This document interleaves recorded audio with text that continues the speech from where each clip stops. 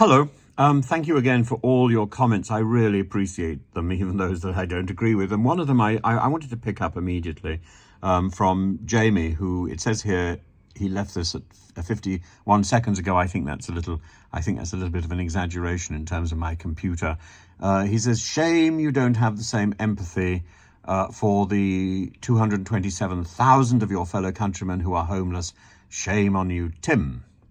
Well, it would be shame on me if that were the case. I was talking, I think, in the video about the way we are treating asylum seekers, and specifically referring to Robert Jenrick's interview this morning on Laura Newsberg's show, and his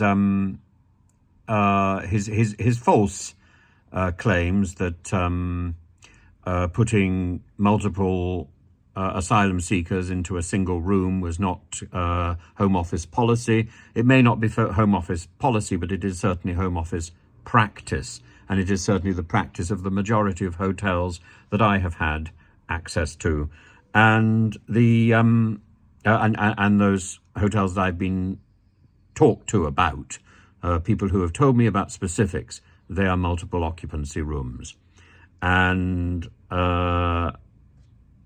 in most cases, the people that are sharing these rooms are inappropriately mixed together. So to suggest that that because I'm concerned about asylum seekers for whom we have a legal responsibility under the 1951 Refugee Convention, to assume that because I'm concerned about that, I don't have concerns about people who are homeless is actually, apart from being slightly insulting, it is logically very dodgy. I'm not sure which logical fallacy it actually is. I was thinking it was false equivalence. I'm now thinking it might be an inductive fallacy or kettle logic. It might even be ignoratio elenchi, or all of these. Ignoratio elenchi is particularly interesting because it's one that Boris seems to favour. So something may well be true, but we haven't got the evidence. We aren't using the evidence that we've been given to draw that conclusion.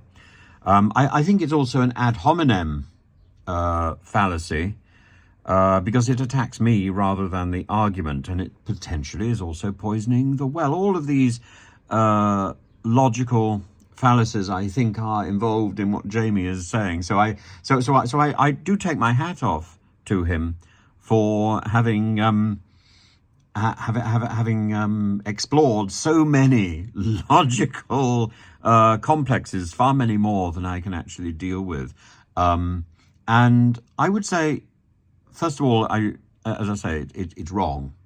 The fact that I have sympathy for asylum seekers, and the fact that I am concerned that since the time of Mrs. May we've treated asylum seekers appallingly, doesn't mean that I'm not concerned about people who are homeless. I was homeless myself for a while, and I always try to look as kindly as I can on homeless people, and to do what I can.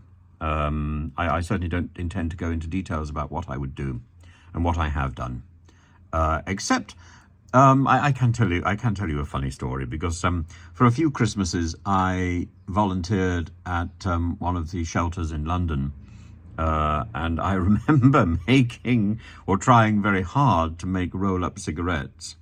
And I don't smoke, and I think my roll-up cigarettes were not hugely appreciated. I think they came out rather like Russian cigarettes during the Soviet periods, a lot of paper and very little tobacco, and I am very sorry. So I hang my head in shame about that, but only that.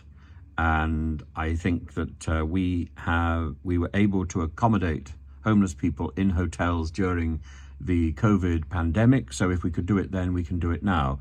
And would you make the same fuss about homeless people being housed in five-star hotels that you're making about asylum seekers being housed in five-star hotels? That is probably the question to be asked. Let's replace all the asylum seekers with homeless people once we have processed those asylum seekers, and then see whether or not you make the same amount of noise. I hope that Jamie would be only too pleased to accept that situation. I would. Would you? Would the rest of you? So let's put that forward as a proposal, and let's put all these fallacies to bed. The phalanx of fallacies. There we are. Let's see what we can let's see what we can do with that, because this is an argument which has been advanced so often over the last 2 or 3 months, and I've just picked up on Jamie's version of it, but believe me, I've seen it a number of times on the comments, and I've not picked it up, but it is fundamentally fallacious.